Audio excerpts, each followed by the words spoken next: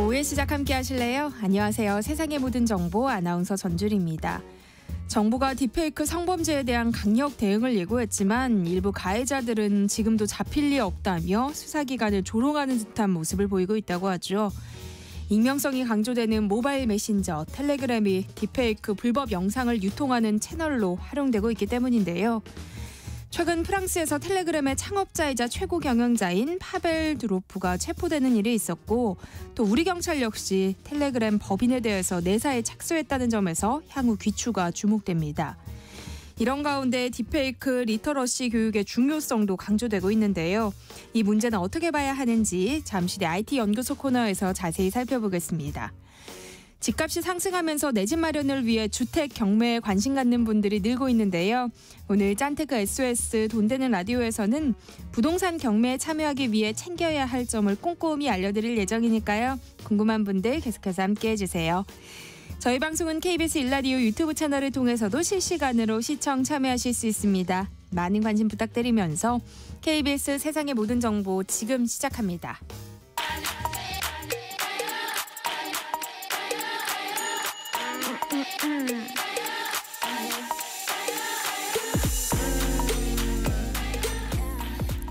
혹시 뉴스바 들으셨나요? 한낮에 전해진 소식들 꼼꼼히 정리해드리겠습니다. 오늘의 뉴스 조현정 시사평론가와 함께합니다. 안녕하세요. 네, 안녕하세요. 반가워하는 분들이 많으실 텐데요. 다음 달 1일이죠. 올해 국군의 날을 정부가 임시 공휴일로 지정했어요. 네, 오늘 한덕수 국무총리 주재로 국무회의가 있었는데요. 이 자리에서 국군의 날을 임시 공휴일로 지정하는 안건을 상정 의결했습니다. 한덕수 총리는 지금 북한에 잇따른 도발과 중동 분쟁 등 안보 상황이 매우 엄중한 시기다 이렇게 얘기를 하면서 국군의 날을 임시 공휴일로 지정을 해서 안보 중요성에 대한 국민적 관심을 높이고 또 우리 국군 역할과 장병들의 노고를 상기하는 계기로 삼고자 한다 이렇게 밝혔습니다. 이거는 정부 여당이 추진한 일인 만큼은 윤 대통령 곧바로 재가를 할 것 같고요. 또 인사혁신처는 임시공휴일 확정을 위한 관보 공고 등 후속 조치에 착수합니다. 네, 오늘 국무회의에서는 전세사기 특별법과 택시법 그리고 예금자 보호법도 의결됐죠. 네, 그렇습니다. 이 전세사기 특별법은 LH가 경매를 통해서 매입을 한 다음에 전세사기 피해자를 지원하도록 하는 내용의 골자인데요. 이게 윤 대통령이 지난 21대 국회 때 거부권을 행사해서 폐기가 됐었다가 이번에는 여야가 논의를 거쳐서 또 합의에 이르렀고, 그런데다가 이게 또 민생하고 직결된 사안이기 때문에 정부가 이런 점들을 고려를 해서 수용 방침을 세운 것으로 보여지고요. 택시법 같은 경우에는 법인 택시 운전자가 주 40시간 이상 일하고 최저임금 이상을 받도록 하는 제도, 이걸 전국 확대를 2년 유예한다는 내용입니다. 마지막으로 예금자 보호법 같은 경우에는 왜 우리 금융기관에 예치를 해놨는데 파산하거나 이럴 때 내가 돈 못 돌려받을 것 같을 때 5천만 원 이렇게 예금 보호해 주는 게 있잖아요. 네. 이걸 위해서 예금보험공사가 미리 그 금융기관으로부터 보험료를 받아요. 그 돈을 기금으로 운용을 하다가 위기 상황이 터졌을 때 그걸 대신 지급해 주는 건데, 그런데 이 법안이 이번 달에 일몰기한입니다. 그래서 이걸 좀 늦추자, 존속기한을 2027년 12월 31일까지 연장을 하겠다는 내용을 오늘 의결한 겁니다. 또 간호법과 구하라법 등은 다음 주에 처리될 것으로 보여집니다. 네, 국회 예산결산특별위원회에서는 이틀째 종합정책 질의가 이어지고 있는데요.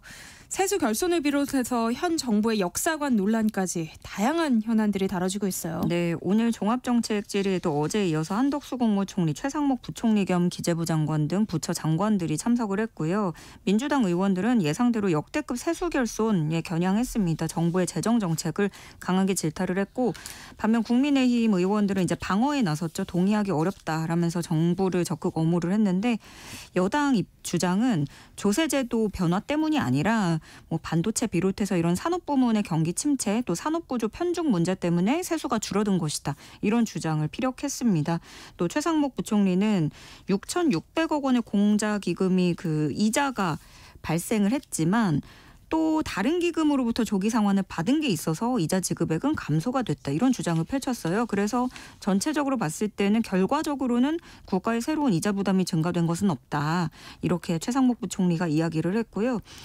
또 다음으로는 그 윤 대통령이 친일 인사를 기용했다라면서 국무위원 후보자들의 역사관을 겨냥하기도 했는데 그러자 한덕수 국무총리는 제발 색깔을 칠하지 마시라 이렇게 목소리를 높이면서 반박하기도 했습니다. 이 외에도 야당 의원들은 네이버 라인 사태 거론하면서 우리나라에서 키워온 기업도 내주고 독도 지우기 등 역사를 팔아넘기고 있다 이런 주장을 이어갔고요.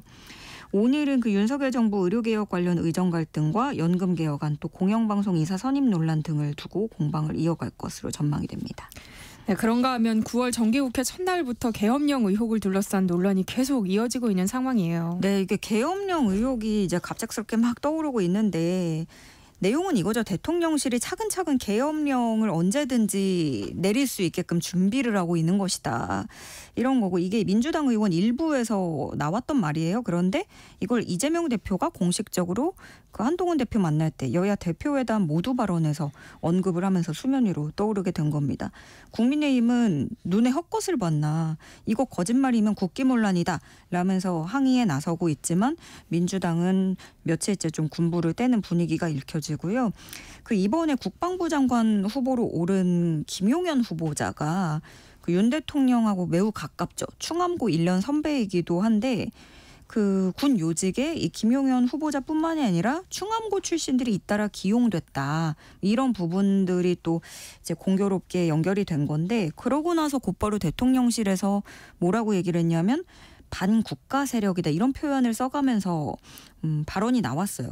그러니까 이 야당으로서는 계엄 준비설에 더 힘을 싣는 모습입니다. 야당에서는 박근혜 정부 시절에도 실제로 계엄에 대한 검토가 있었다. 이렇게 얘기를 하면서 주장을 강화하고 있는 모습이고요.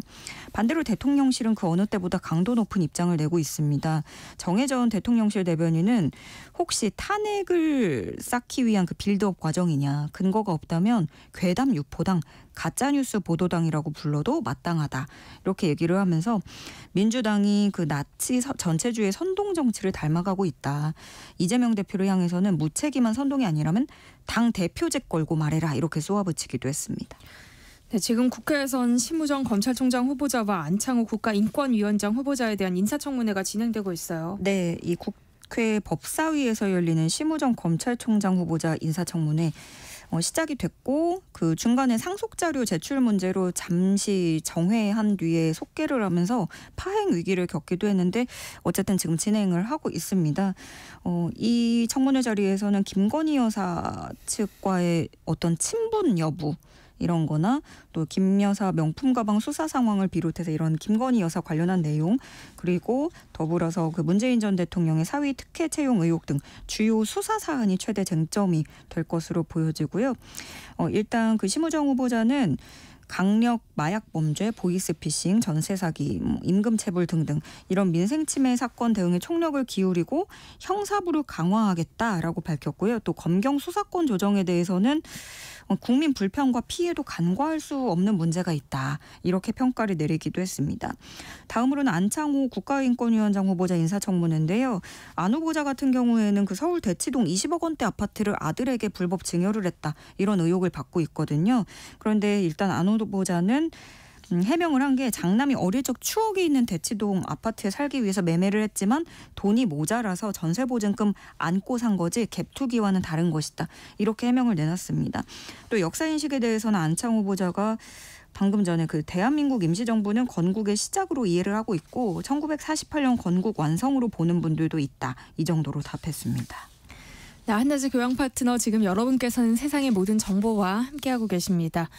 네, 이진숙 방송통신위원회 위원장의 탄핵 여부를 가리는 헌법재판소의 탄핵 심판 절차가 오늘 시작된다고요. 네, 앞서서 국회가 야권 주도로 이 이진숙 위원장 탄핵 소추안을 통과시켰고 취임 이틀 만에 그래서 직무가 정지된 상태예요.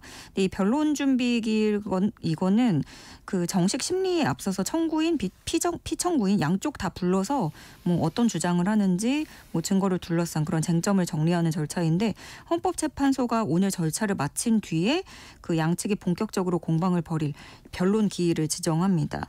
여기서 핵심은 그거죠. 이진숙 위원장이 김태규 상임위원하고 이 단 2명이서 공영방송 이사 선임하를 의결한 게 법을 위반한 것이다라고 야권 측에서 제기를 한 거고 그런데 얼마 전에 행정법원이 그 박문진 새로운 이사 임명에 대해서 집행정지 신청 인용 결정을 내렸잖아요. 네. 그것이 이번 탄핵 심판에 어느 정도 영향을 끼치게 될지 이게 포인트가 될 것으로 보여지고요.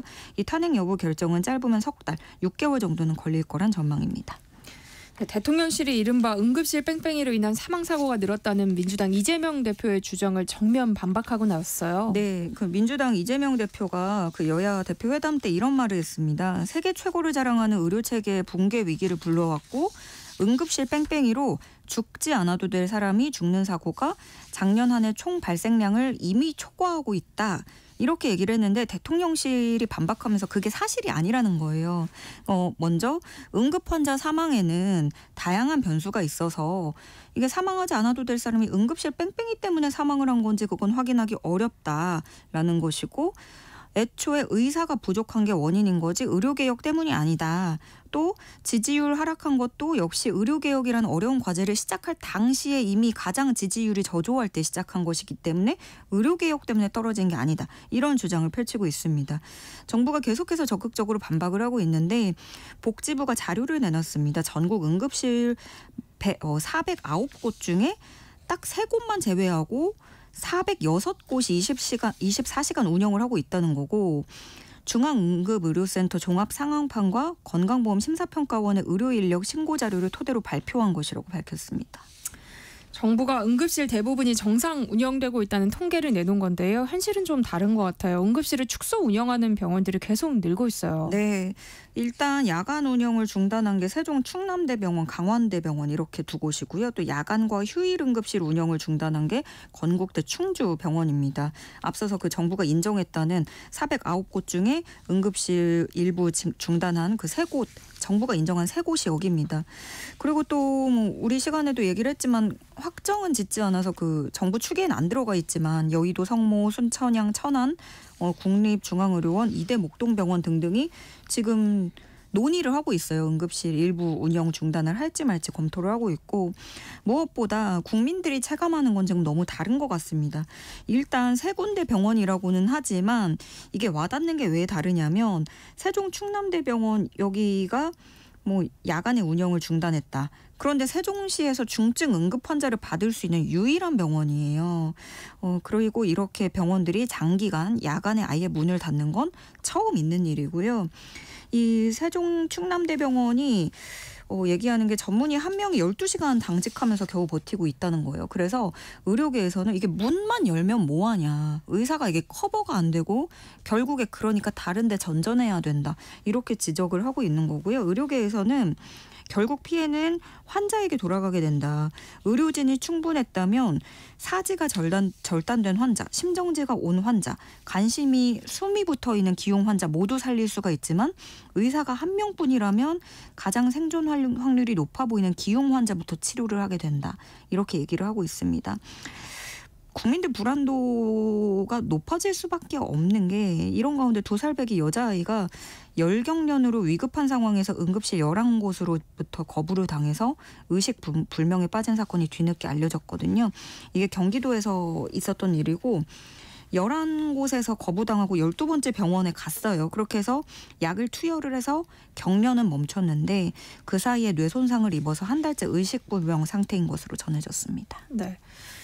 의료 공백 사태를 어떻게 풀어가야 할지 걱정인데요. 정치권에서는 어떤 움직임이 나타나고 있어요? 예, 이 더불어민주당은 의료대란 특위가 어제 이재명 대표 주재로 응급의학 현장 관계자들과 간담회를 열었습니다. 이 자리에서 이재명 대표는 정부 여당의 인식 수준이 참 걱정된다. 이런 무리한 정부 정책 때문에 붕괴 위기에 직면했고 이렇게 방치될 경우 최악의 상황이 벌어질 것이다. 우려를 표했고요. 그러면서 그 이주호 부총리가 얼마 전에 말했던 6개월만 버티면 이긴다라는 취지로 발언한 것을 또 끄집어내면서 전쟁하는 것도 아닌데 마치 승부처럼 생각하는 정부 관료까지 있는 것 같다. 이렇게 지적을 했고요. 이 자리에 참석한 그 의료계 인사들은 그 대통령실에서 계속 뭐 이게 응급실 뺑뺑이는 의료개혁 때문에 그런 게 아니라 원래부터 그랬다 이렇게 얘기를 했잖아요. 거기에 대해서 그 의사 측은 응급실 뺑뺑이 정부 말대로 이전에도 있기는 했지만 외상센터 세워지고는 기존의 3분의 1로 감소를 했었다. 그런데 최근에 이 의료개혁으로 흐름이 오히려 역행하고 외상센터를 설치하기 전으로 돌아가고 있다. 이렇게 얘기를 했고요. 여당도 여당 나름대로 움직이는 모습입니다. 한동훈 대표가 여의도 성모병원 응급실을 비공개로 방문을 해서 응급의료 현장을 점검을 했고요. 이렇게 한 대표가 의대 증원 논란으로 갈등을 대통령실하고 빚은 후에 의료 현장 찾은 건 이번이 처음이고 1시간 반 정도 병원에 머물면서 운영 현황에 대한 보고를 받았다고 합니다. 그런데 한동훈 대표가 대통령실에 그 의대 정원 증원 보류하자고 제안을 했지만 거절을 당했었잖아요. 그리고 그 후에 이재명 대표하고 만나서 여야가 함께 좀 대책을 마련하자 이렇게 합의를 했는데 앞으로 어떤 대책이 나올지 기다려 봐야겠습니다. 네, 오늘의 뉴스 조현정 시사평론가와 함께했습니다. 고맙습니다. 네, 고맙습니다. KBS 1라디오 세상의 모든 정보와 함께하고 계신 지금 시각은 12시 36분입니다. 이 시각 교통정보 알아봅니다. 네, 먼저 경부고속도로 서울 쪽인데요. 옥산 분기점에서는 중형 화물차가 고장나 있습니다. 반대 부산 방향은 역시 옥산 분기점 주의하셔야겠고요. 서울 양양고속도로 양양 쪽으로 남양조금소 3차로는 작업 중입니다. 여파로 덕소 3패 나들목에서 남양조금소 사이 3차로 막히고 있고요. 서해안고속도로 서울 방향은 일직 분기점에서 금천까지 어렵습니다. 반대 목포 쪽으로는 팔곡 분기점에서 정체고요. 제2경인고속도로 성남 방향은 하객 분기점에서 남동까지 밀리고 있습니다. 중부고속도로 남이 방향 동서울요금소에서 산곡 분기점까지 밀리고 있고요. 호법 분기점에서 모가 부근까지 정체입니다. 한편 남해고속도로인데요. 부산 쪽으로 창원 1터널 1차로에서 승용차 관련 사고 처리 중이고요. 7원 분기점에서 창원 1터널까지 4km가량 막히고 있습니다. KBS 교통정보센터에서 정현정입니다. 세상의 모든 정보는 청취자분들의 관심과 참여를 기다립니다. 방송 들으시면서 궁금한 점이 있거나 의견 공유하고 싶은 분들 계시면 문자 보내주세요. 추첨을 통해 모바일 쿠폰 보내드리겠습니다.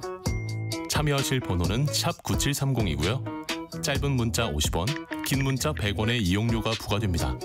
콩 게시판을 통해서는 무료로 참여하실 수 있고요.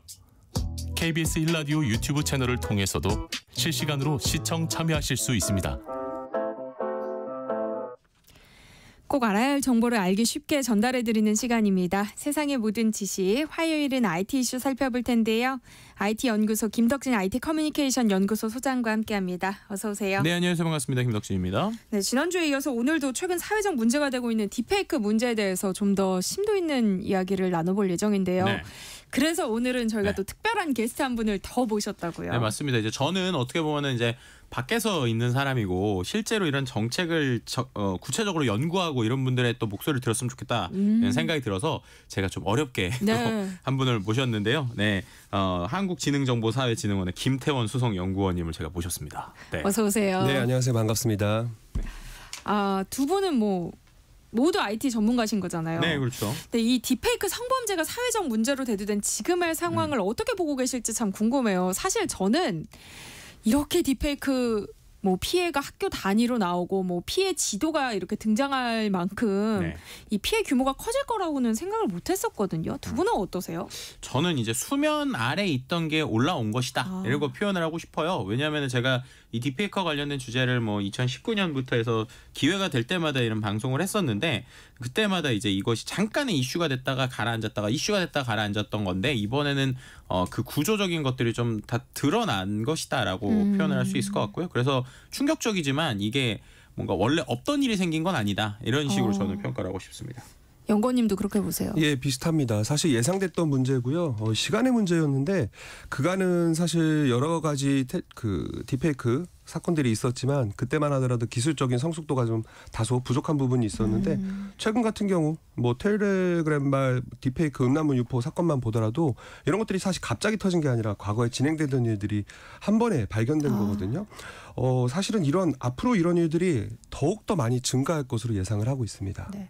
말씀하신 것처럼 딥페이크 범죄가 이번이 처음인 건 아닌 거잖아요. 네. 일반인들 이전에는 이제 연예인들을 대상으로 하는 좀 딥페이크 범죄가 꽤 있었죠. 네, 맞습니다. 맞습니다. 이제 딥페이크 기술 처음 등장했을 때는요, 주로 연예인들 대상으로 하는 게 많았어요. 왜냐하면 연예인들의 얼굴이 대중에 좀 알려져 있으니까 기술적으로도 그때는 한 장의 사진으로 되는 게 아니라 뭐 수십 장이나 여러 각도가 필요하단 말이에요. 그러니까 아무래도 방송에 많이 노출되시는 분들은 좀 이런 걸 구하기 쉬웠겠죠. 또 이제 사람들에게 관심을 끌려면 아무래도 내가 이런 걸 했다라는 걸 보여줄 때 제일 대상이 될 수 있는 게 연예인이다 보니까 좀 안타까운 일들이 이제 2017년, 18년에 이때 좀 많이 일어났습니다. 뭐 예를 들면은 우리가 알고 있는 여성 연예인들을 대상으로 음란문 합성 동영상들이 온라인에 좀 유포가 많이 됐고요.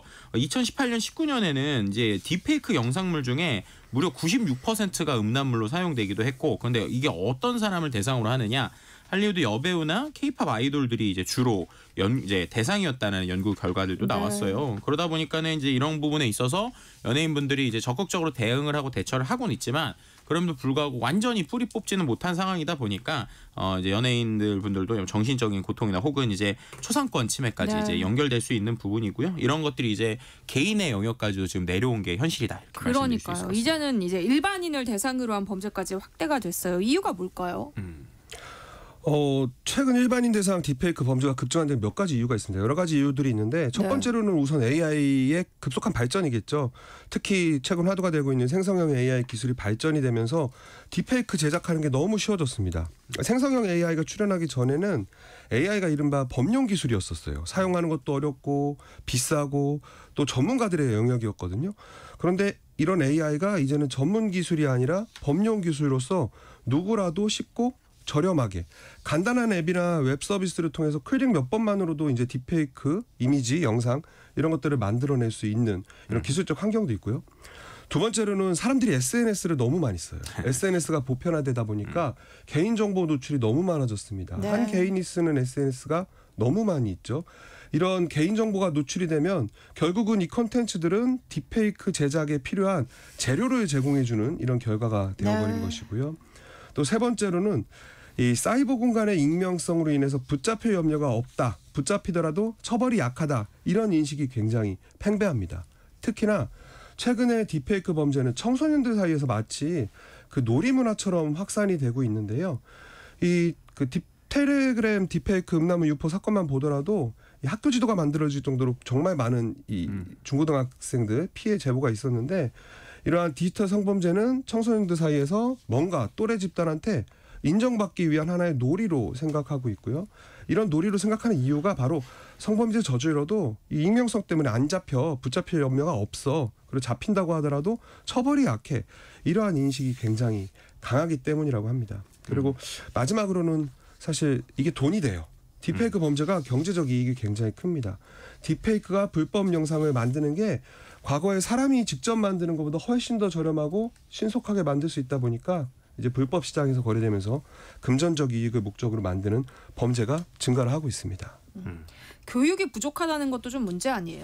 네, 물론입니다. 디지털 리터러시 교육이 부족하다는 점도 문제인데, 이러한 부분들은 장기적으로 검토돼야 될 부분들이고요.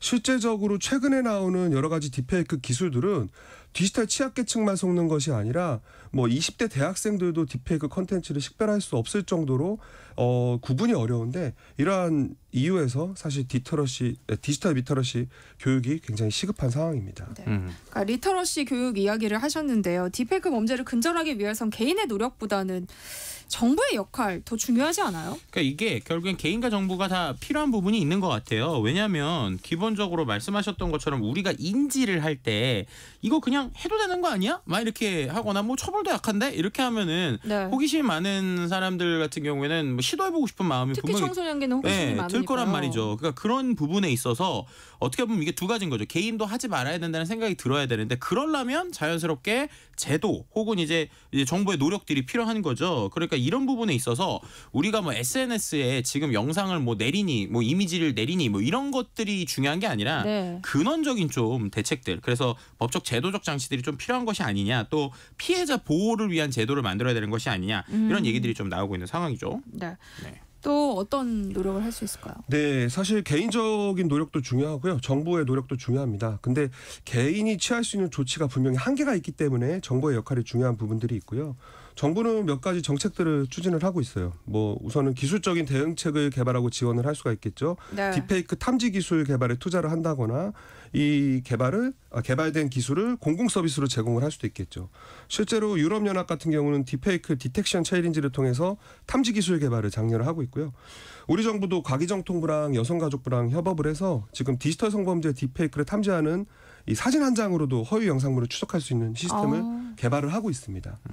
또 정부가 할 수 있는 역할 중에서는 국제적 협력도 있어요. 더 광범위하고 효과적으로 대응을 할 수 있습니다. 우리가 강력범죄를 인터폴이 공조 수사하듯이 딥페이크 범죄 역시 국경을 넘어서 발생하는 경우가 많기 때문에 네. 국제적인 공조가 필수적인데 이러한 부분에 있어서 정부 간 협력이 또 필요하고요. 또 아까 말씀하신 것처럼 교육, 인식 개선 이런 것들이 정부가 할 수 있는 부분들입니다. 사실상 개인이 하기 어려운 것들이죠. 학교 교육 과정에서 디지털 리터러시 교육을 포함시킨다거나 네. 대중매체를 통해서 딥페이크 위험성을 홍보한다거나 이런 것들이 중요하고요. 또 마지막으로 정부는 플랫폼 사업자들에게 또 책임을 부과하는 협력을 요구할 수도 있어요. 예를 들어서 소셜미디어 플랫폼에 딥페이크 컨텐츠 모니터링과 삭제 의무를 부과한다거나 이런 네. 조치들이 가능하죠. 이런 조치는 앞으로도 점점 증가할 것으로 예상을 하고 있습니다. 그렇다면 다른 나라들은 딥페이크 범죄를 예방하기 위해서 어떤 정책들을 시행하고 있는지 궁금해요. 네, 미국이나 EU, 영국 이런 해외 주요국들이 지금 딥페이크 문제의 심각성을 인식하고 있어요. 딥페이크 범죄에 대응하기 위해서 다양한 정책을 시행을 하고 있고요. 미국 같은 경우는 다수의 딥페이크 관련 법안들이 발의가 되어 있습니다. 몇 가지 법안들이 있는데 지난 7월에 상원을 통과한 디파이언스법이 있어요. 디파이언스법은 당사자의 동의 없이도 딥페이크 음란물을 제작 유포하거나 이를 알고도 수신한 사람을 상대로 피해자가 민사상 손해배상을 청구할 수 있도록 규정한 법입니다. 네. 우리나라 같은 경우는 딥페이크 음란물 유포의 경우 형사처벌만 가능하거든요. 민사상으로는 관련 법규가 없어요. 없군요. 그런데 이제 이런 것들을 규정한 법이라고 할 수가 있고요. 또 딥페이크 책임 법안도 발의된 상태입니다. 딥페이크로 제작한 어떤 컨텐츠가 변경되었음을 식별할 수 있도록 공개 의무를 규정한 법도 있고요. 또 미국은 연방 차원뿐만이 아니라 주정부 차원에서도 굉장히 활발하게 딥페이크 정책을 펼치고 있는데 엊그저께 나왔죠. 지난달 31일에 캘리포니아주 같은 경우는 인공지능을 활용해서 미성년자가 성행위 등을 하는 어떤 컨텐츠를 제작하거나 배포하거나 소지할 경우에 처벌하는 법안을 통과시켰습니다. 네. 현행법 같은 경우는 그 미성년자가 실제로 등장한다고 믿고 성착취물 거래를 제한 요청하는 행위 이런 것들을 처벌을 하는데 이 법은 실제하지 않는 가상아동을 등장시켜도 처벌을 주겠다 하는 최초의 네. 법안이라고 할 수 있죠. 뭐 유럽연합에서도 마찬가지로 딥페이크 관련된 정책들이 있어요. 콘텐츠를 식별하고 뭐 라벨링을 할 수 있도록 의무화한 디지털 서비스법이라든가 영국 같은 경우는 온라인 안전법을 통해서 딥페이크 음란물을 동의 없이 제작했을 경우 처벌하는 강력한 법을 규정하고 있습니다. 전반적으로 이 해외 정부 정책들이 특징이 있는데요. 딥페이크 범죄에 대해서 법적 규제를 강화한다거나 혹은 대응 기술을 개발한다거나 혹은 플랫폼 책임을 강화하는 이러한 것들이 주를 이루고 있습니다. 다른 글로벌 기업들은 또 어떻게 대응하고 있는지 궁금한데요. 네, 아무래도 SNS를 운영하고 있는 페이스북의 이제 메타죠. 메타 같은 경우는 이제 계속 운영이 돼야 되니까 우리가 요즘에 뭐 숏폼 챌린지 이런 거 하잖아요. 네. 그리고 비슷하게 2019년에 딥페이크 탐지 챌린지 프로젝트를 했어요. 그래서 실제로 사람들에게 한 $10,000 정도의 이제 상금을 걸고 이제 이런 기술에 대한 것들을 만들기도 하고요. 또 최근에 구글 같은 경우에는 신사이드라고 하는 기술이 있는데 이게 뭐냐면 워터마크를 넣는 거예요. 근데 워터마크를 넣는다는 건 예를 들면 이미지 영상에다가 밑에다가 우리가 뭐 이게 이제 AI로 만든 겁니다. 앞에 보이게 넣을 수도 있잖아요. 네. 근데 보이게 넣는 건 또 AI로 이제 지울 수가 있단 말이에요. 그러다 보니까 이건 어떤 방식이냐면 파일 뒷단에 그러니까 코드로 넣는 거예요. 코드로. 그러니까 우리 눈에는 안 보이지만 실제로 우리의 영상이나 사진이 다 그 컴퓨터 코드로 돼 있잖아요. 그 코드 일부에다가 이거는 AI가 만든 겁니다. 심어 놓는 거예요. 쉽게 말해서. 그럼 이제 이거를 활용할 수 있으니까 이렇게 하기도 하고요. 그 다음에 또 최근에 유튜브나 인스타그램 같은 경우에 써보신 분들 자세히 보시면 이것은 AI로 만든 컨텐츠입니다. 라벨이 붙을 때가 있어요. 그러니까 이런 식으로 이제 자동으로 이제 하는 방식들이 좀 나오기 시작을 하고요. 그 외에 이제 애플 같은 경우 우리가 페이스 아이디에서 얼굴 인증하잖아요. 이제 그런 기술들의 정확도를 높이기도 하고 딥페이크를 통한 좀 사기 방지를 하기도 있는데 결국에는 이제 정책뿐만 아니라 기술에 대한 어떠한 발전 이런 걸 통해서도 좀 일종의 딥페이크를 막으려고 하는 시도들이 좀 있다 이렇게 말씀드릴 수 있을 것 같습니다. 우리 정부도 손을 놓고 있는 것만은 아니죠. 네, 우리 정부도 딥페이크 범죄 근절을 위해서 여러 가지 정책들을 펼치고 있습니다. 뭐 법적, 기술적, 사회적 차원에서 다양한 정책을 시행을 하고 있고요. 우선 법적 제도 정비는 20년도 4월에 그 디지털 성범죄 근절 대책을 발표를 했습니다. 이때 딥페이크를 포함한 디지털 성범죄에 대해서 처벌을 강화를 했고요. 20년 6월에 비로소 정보통신망법 개정을 통해서 딥페이크 음란물 제작이라든가 유통 이런 것들을 처벌할 수 있는 근거를 마련했어요. 이 전까지만 하더라도 딥페이크를 성범죄 행위로 처벌하는 규정 자체가 없었기 때문에 정보통신망법상의 뭐 명예훼손이라든가 음란물 유포죄 이런 거를 적용을 했었는데 이때부터 이제 명확한 규정이 만들어졌고요. 또 기술적으로는 딥페이크 탐지 기술 개발 보급을 지원을 하고 있습니다. 과기정통부가 지금 국내 연구기관과 대학과 협력해서 다양한 탐지 기술 개발이나 얼굴 인식 방해 기술 개발이나 뭐 딥페이크 방지를 위한 아까 말씀하신 워터마킹 기술 개발이나 이러한 것들을 지금 기술 개발을 통해서 딥페이크 범죄를 사전 식별한다거나 예방하려는 노력들을 하고 있고요. 여성가족부 같은 경우는 피해자 방지 쪽에 포커스를 맞추고 있습니다. 2018년에 디지털 성범죄 피해자 지원센터를 설립해서 운영을 하고 있고요. 또 교육부와 여성가족부 같은 경우는 주로 이제 교육에 포커스를 맞추고 있죠. 학교와 공공기관에서 디지털 성범죄 예방 교육을 실시를 하고 있습니다. 방통위 같은 경우는 리터러시 교육에 포커스를 맞추고 있는데요. 디지털 리터러시 교육 프로그램을 통해서 시민들이 디지털 활용 능력, 그리고 비판적 사고 능력 이런 것들을 향상시키는데 주력을 하고 있습니다. 이처럼 전반적으로 정부 정책도 다양한 분야에서 노력을 하고 있습니다. 네, 이런 정책만으로 충분할까요? 최근에는 특히 텔레그램을 통해서 네. 이 딥페이크 음란물 유포되는 사례가 늘고 있잖아요. 우리 정책 방향도 좀 달라져야 하는 거 아닐까요? 그러니까 지금 전체적으로 정책 방향이요. 보면 이걸 범죄의 관점으로 봐요. 근데 범죄 관점으로 보는 게 맞긴 한데 네. 근데 범죄다 보니까 대부분이 처벌이요. 그 개인에 있어요. 근데 이제 중요한 건 가해자가 아닌 피해자잖아요. 그 피해자가 내가 피해를 당한 것을 통해서 어떻게 손해를 좀 배상을 받을 수 있을까 이런 게 좀 들어갔으면 좋겠다라는 거예요. 지금 같은 경우에는 대부분 뭐 7년 이하의 징역 뭐 아니면 5천만 원 이하의 벌금이거든요. 네. 근데 앞서서 보신 대로 미국이 이번에 통과시킨 디파이언스 법은요. 포인트는 뭐냐? 민사상에서 손해배상을 청구할 수 있도록 한 규정이 들어갔다는 거예요. 네. 그러니까 예를 들면은 피해를 당한 여성이 아니면 피해를 당한 남성일 수도 있죠. 어쨌든 이러한 이 분들이 어떻게 되는 거예요? 가해자에게 민사상의 이러한 어떤 것들을 재판을 걸어서 거기서 손해배상을 받을 수 있게 하는 거 이런 게 좀 중요한 것 같고요. 네. 또 말씀하신 대로 텔레그램이 최근에 이슈가 되다 보니까 이제 최고 경영자가 지금 이제 프랑스에서 지금 잡혀 있잖아요. 네. 근데 이 부분에 있어서도 뭐 조사를 착수하고는 있다고는 하는데 이게 당장 쉽지는 않을 거예요. 왜냐하면 이 부분에 있어서 아무래도 이제 정부와 정부 간에 좀 긴밀한 협조도 있어야 되고 텔레그램 자체에 대한 좀 여러 가지 기술적 검토가 있어야 되니까 어렵겠지만 그래도 이런 시도들은 좀 긍정적으로 볼만하다 이렇게 좀 평가하는 게 좋을 것 같습니다. 딥페이크 문제를 근절하는 과정에서 이 디지털 리터러시가 더 중요해진 이유가 뭔지 좀 알려주세요. 예, 디지털 리터러시의 중요성은 사실은 딥페이크 기술이 발전하면서 앞으로 이런 악용 사례가 더 많아질 것으로 예상이 되고요. 또 더 심각한 문제는 우리가 이 AI라는 신기술을 지금까지 접하지 못했었다는 거죠. 이런 AI가 가져올 미래를 경험해보지 못했기 때문에 문제가 더 크다는 점입니다. 네. 이른바 AI 일상화 시대라고 얘기하고 있죠. 최근에 AI가 일상 곳곳으로 스며드는 시대를 얘기를 하는데요. 이런 AI 기술이 발전되면서 빠르게 AI 일상화 시대로 접어들m에 따라서 우리가 스팸 메일 같은 것들을 보면은 사실 피식 웃으면서 휴지통으로 보낼 수 있잖아요. 메일 서비스를 하지만 처음 이용하던 초창기를 생각해 보세요. 스팸 메일에 속는 사람들도 굉장히 많았습니다. 그쵸. 마찬가지예요. 과거 AI는 일반인들에게 대중화되기 전에 AI가 가져올 부정적 영향들이 어떤 것인지 감이 잡히지 않았었어요. 구체적이지 않았거든요. 뭐가 나타날지 모른다는 거죠. 그냥 사람들은 영화의 어떤 터미네이터 수준으로만 생각을 했었는데 최근에 AI가 우리 일상으로 빠르게 들어오면서 예기치 못한 어떤 부정적 사건들이 실제로 하나둘 나타나기 시작을 했습니다. 이번 텔레그램발 딥페이크 음란물 유포 사건도 대표적인 예라고 할 수 있죠. 네. 이런 일련의 사건들이 계속적으로 반복한다면 우리가 학습을 통해서 자연스럽게 이게 지능형 범죄구나를 알 수 있게 될 것이고요. 네, 그래서 우리가 교육을 통해서 이런 것들을 좀 잘 좀 배워야 되는 이유 이런 것들이 네, 좀 디지털 맞습니다. 리터러시라고 볼 수 있을 것 네. 같습니다.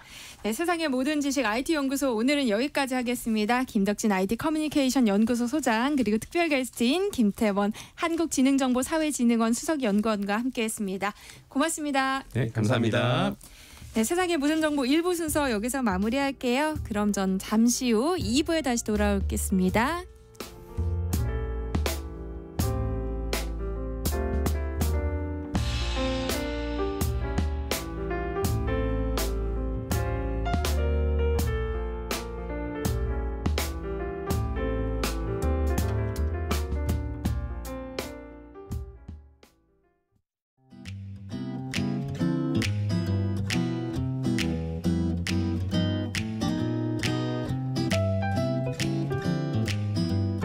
안녕하세요. 바른말 고운말입니다. 평일에는 일터에서 학교에서 바쁘게 지내고 주말이 되면 휴식의 시간을 갖는 분들 많으실 텐데요. 잘 쉬는 것도 정말 중요하죠. 주말에 쉴 때는 주로 가족과 함께 시간을 보낸다 하는 분들은 우리말 부사를 써서 나는 주말이면 을에 가족들과 함께 지낸다 라고 표현할 수 있겠죠. 바로 이 을에란 말에는 두말할 것도 없이 당연히라는 뜻과 틀림없이 언제나라는 뜻이 있습니다. 예를 들어 면접관의 책상 위에는 을에 놓여 있어야 할 지원자의 성적 증명서가 오늘은 보이지 않았다라고 한다면 당연히 놓여 있어야 할 서류가 안 보였다는 뜻이 될 테고요. 아침 식사를 끝내면 우리는 을에 산책하러 간다라고 한다면 아침 식사 후에는 언제나 산책을 하러 간다는 뜻이 될 겁니다. 그렇다면 을에에서 두 번째 음절의 모음은 어이, 에와 모음 여이, 예 중에서 어느 것을 써야 할까요? 이때는 모음 어이, 에를 쓰는 게 맞습니다. 이것은 일부 단어의 경우 모음이 단순화한 형태를 표준어로 삼는다는 규정에 따른 것이지요. 또 이 표현을 의례라고 발음하는 분들도 본 적이 있는데요. 물론 이렇게 발음하는 단어도 있기는 하지만 그것은 표기 형태와 뜻이 모두 다른 표현입니다. 의례는 행사를 치르는 일정한 법식이란 뜻이고요. 비슷한 뜻의 단어로 의식이 있습니다. 바른말 고운말 아나운서 변희영이었습니다.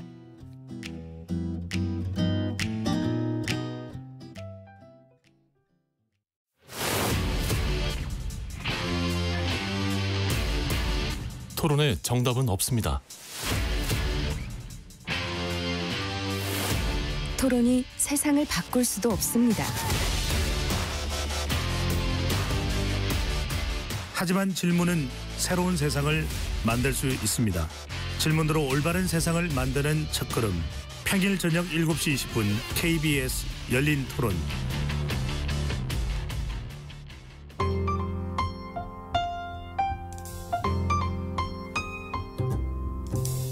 어떤 하루 보내고 계신가요? 눈코 뜰 새 없이 바쁘게 지나가는 한 주. 월요일부터 금요일, 매일 밤 10시부터 12시까지는 오롯이 당신만을 위한 시간입니다. 당신을 위한 지식 쉼터.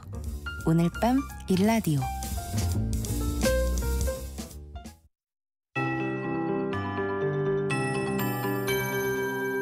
KBS 58분 날씨.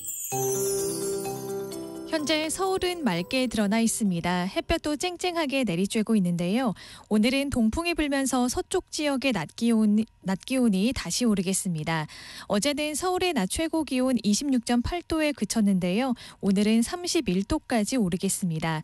그 밖의 지역도 대전 31도, 춘천 30도, 전주 32도, 대구와 부산 30도로 중부지방은 어제보다 2에서 5도가량 더 높겠습니다. 특히 폭염주의보가 발효 중인 일부 전남 지역을 중심으로는 체감온도가 33도 안팎까지 올라 매우 덥겠습니다.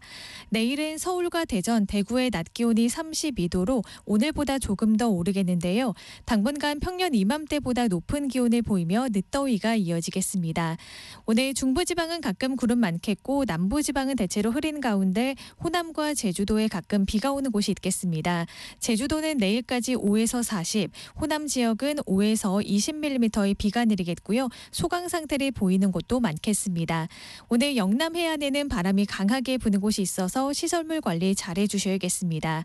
모레 목요일에는 중부지방과 제주도에 비가 내리겠고요. 금요일에는 전국 대부분 지역에 비 소식이 나와 있습니다. 현재 서울의 기온은 30.1도입니다. KBS 58분 날씨 조하늘입니다.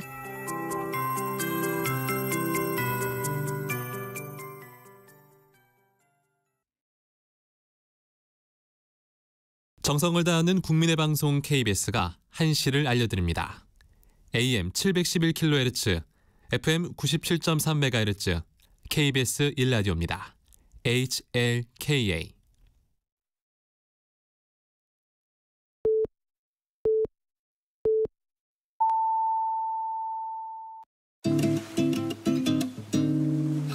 나른한 오후를 책임질 영양 만점 지식 비타민. 세상의 모든 정보.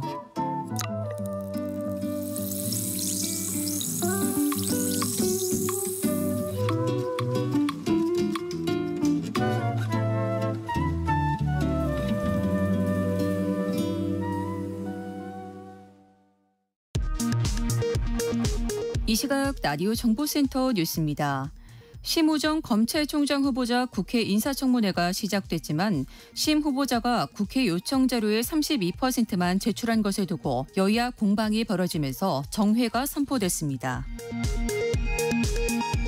정기국회 이틀째 인원을 국민의힘은 민주당의 계엄 준비설 의혹 제기에 대해 괴담 선동이라고 비판했습니다. 더불어민주당은 이재명 대표를 옛 소련의 레닌에 비유하듯 발언한 국민의힘 강선영 의원을 제명하라고 요구했습니다. 코로나19 확산 초기인 2020년 현장 예배를 강행해 재판에 넘겨진 김문수 고용노동부 장관과 사랑제일교회 관계자들이 2심에서 유죄를 선고받았습니다. 이진숙 방송통신위원장의 파면 여부를 가릴 헌법재판소 탄핵재판 절차가 오늘 시작됩니다. 지금까지 라디오 정보센터 뉴스 정한나였습니다.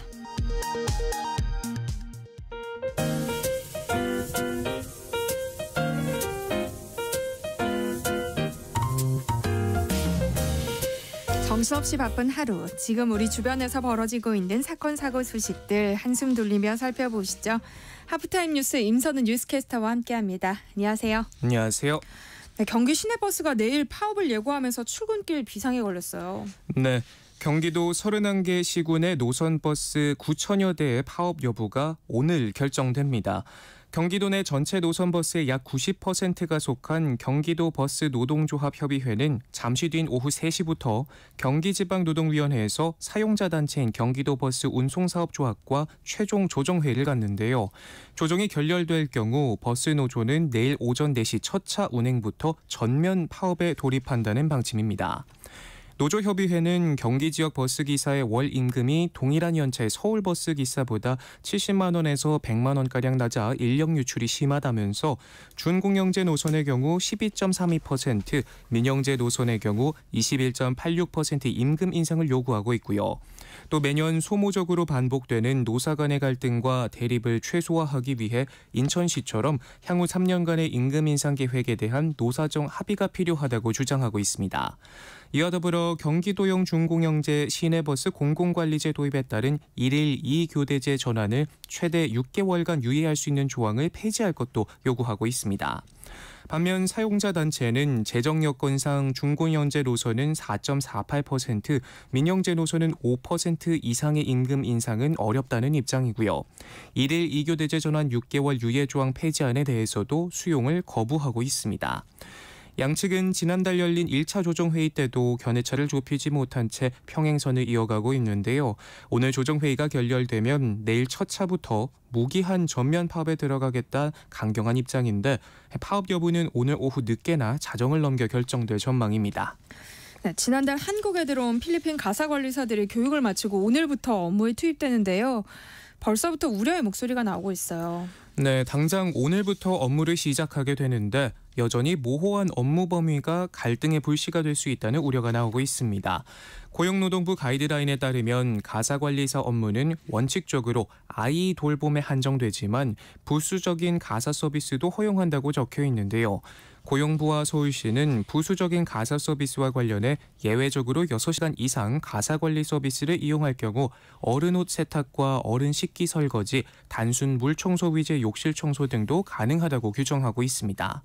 반면 할 수 없는 업무로는 쓰레기 배출과 어른 음식 조리, 손걸레질, 수납 정리 등이 지정됐습니다. 하지만 아무리 규정을 정한다 한들 현장에서의 혼란은 불가피해 보이는데요. 예를 들어서 어른과 같은 음식을 먹는 4세에서 5세 유아를 키우는 가정의 경우 아이를 위한 식사와 어른을 위한 식사는 어떻게 구분할 것인지도 애매하고요. 아이를 위한 식사를 만든다 해도 같은 음식을 부모에게 줘서는 안 되는지 혼선이 생길 수 있다는 겁니다. 뿐만 아니라 특정 지역으로 수요가 쏠리는 현상 역시 해결해야 할 과제로 꼽히는데요. 시범사업 선정 가구만 놓고 봐도 절반 이상이 이른바 강남 3구와 마용성, 마포, 용산, 성동구에 몰려 있는데 상대적으로 여유 있는 가구만 이용하는 부자 돌봄으로 전락할 수 있다는 우려도 제기되고 있고, 이 밖에 가사관리사의 인권 침해, 계약 종료 후 불법 체류와 같은 문제도 미리 대비해야 한다는 지적이 나옵니다. 네, 본격 시행을 앞두고 외국인 가사 도우미가 일상이 된 홍콩의 사례를 좀 반면 교사 삼아야 한다는 의견도 보여요. 네, 홍콩의 경우 이미 50년 전부터 외국인 가사 관리사를 허용했는데요. 12세 이하 자녀가 있는 가구의 32.5%, 10집 중 3집이 가사관리사를 고용하는데 대부분이 외국인이라고 하고요. 홍콩에 거주하는 외국인 가사관리사는 33만 명이 넘는다고 합니다. 특히 홍콩은 개별 가구가 외국인 헬퍼를 직접 고용하는 방식을 택하고 있어서 이용 비율을 월에 우리 돈 84만 원까지 낮출 수 있었다고 하는데, 가구별로 차이가 있다 보니 임금 체불이나 인권 침해 등 각종 문제가 끊이질 않는다고 합니다.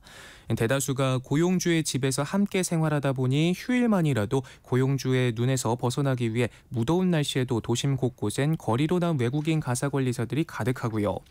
지난 30년간 헬퍼로 일했다는 한 필리핀 출신 가사관리사는 사업가인 고용주가 20대 외국인 헬퍼에게 약물을 먹이고 성폭행을 해 논란이 되기도 했고, 또 오래된 음식이나 가족이 먹다 남긴 음식을 주는 경우도 있었다고 토로했습니다.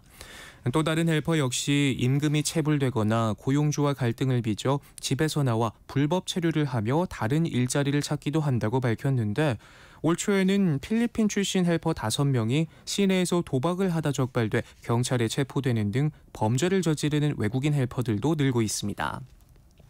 우리나라의 경우 시범사업 기간 동안 가사관리업체가 헬퍼와 계약하고 정부가 관리하는 형태로 운영되기 때문에 당장은 홍콩과 같은 문제가 발생할 가능성은 낮다고 보면서도 본 사업이 내년 상반기 시작돼 헬퍼가 점점 더 늘고 비용을 낮추기 위해 홍콩처럼 개별 가정과 사적 계약을 맺는 가사 사용인으로 전환하는 방안이 추진된다면 유사한 문제가 확산될 수 있다는 지적이 나옵니다. 국내 필리핀 가사관리사들의 체류 연장도 풀어야 할 숙제인데요. 최대 4년 10개월간 체류할 수 있는 비자로 입국했지만 중개업체와의 계약 기간은 약 7개월에 불과하기 때문에 이 기간이 끝나면 무엇을 할지 정해져 있지 않아 사적 계약 방식이 도입될 경우 비자 만료 이후에도 한국에 남아 불법 체류자가 될 가능성도 있어 신중한 접근이 필요하다는 지적입니다. 네, 지난달 지하주차장 전기차 화재로 대피소 생활을 하던 인천 청라 아파트 주민들이 속속 집으로 돌아가고 있는데요. 그런데 또 다른 어려움을 호소하고 있다고요. 네, 한 달 만에 겨우 돌아간 반가운 집이지만 못 살겠다는 한탄과 함께 다시 짐을 싸고 있다고 합니다.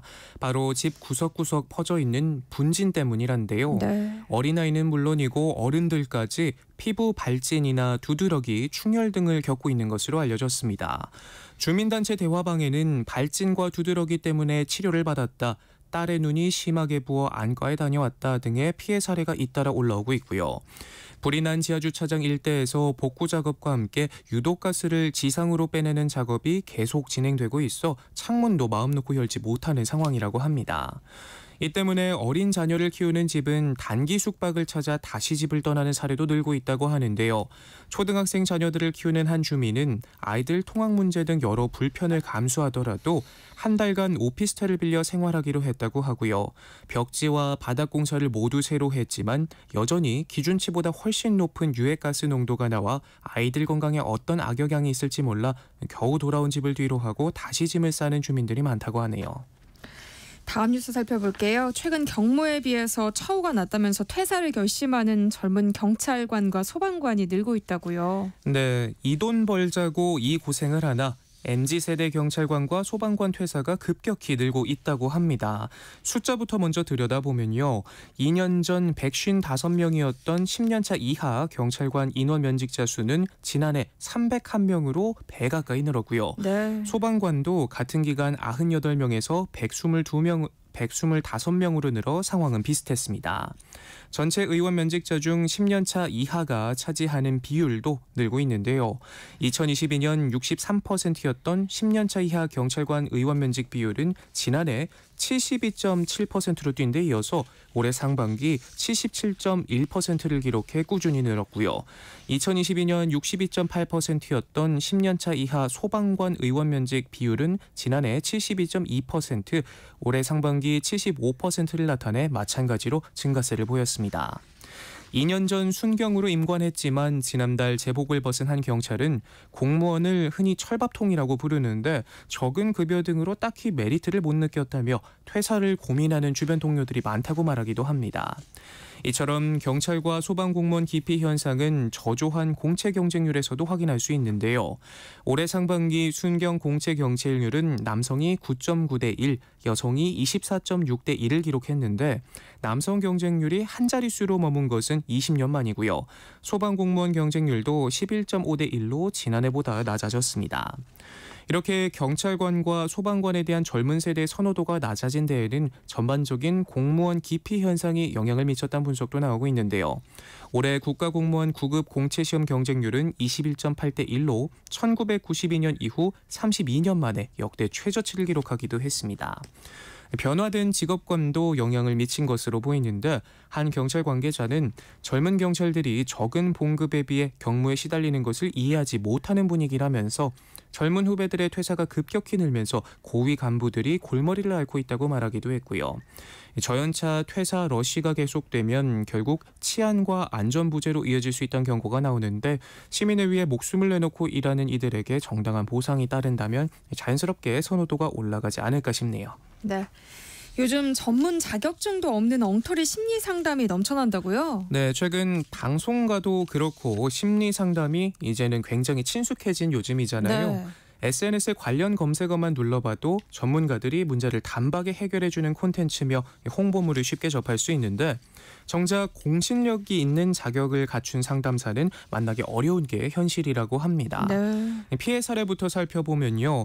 한 직장인 여성은 결혼을 앞두고 남자친구와의 갈등, 스트레스를 해결하기 위해 한 상담사를 찾았는데 여러 차례 방송에도 나오고 책도 낼 만큼 화려한 이력을 믿고 무제한 상담이 가능한 평생 상품권을 거금 2천만 원을 흔쾌히 결제했다고 합니다.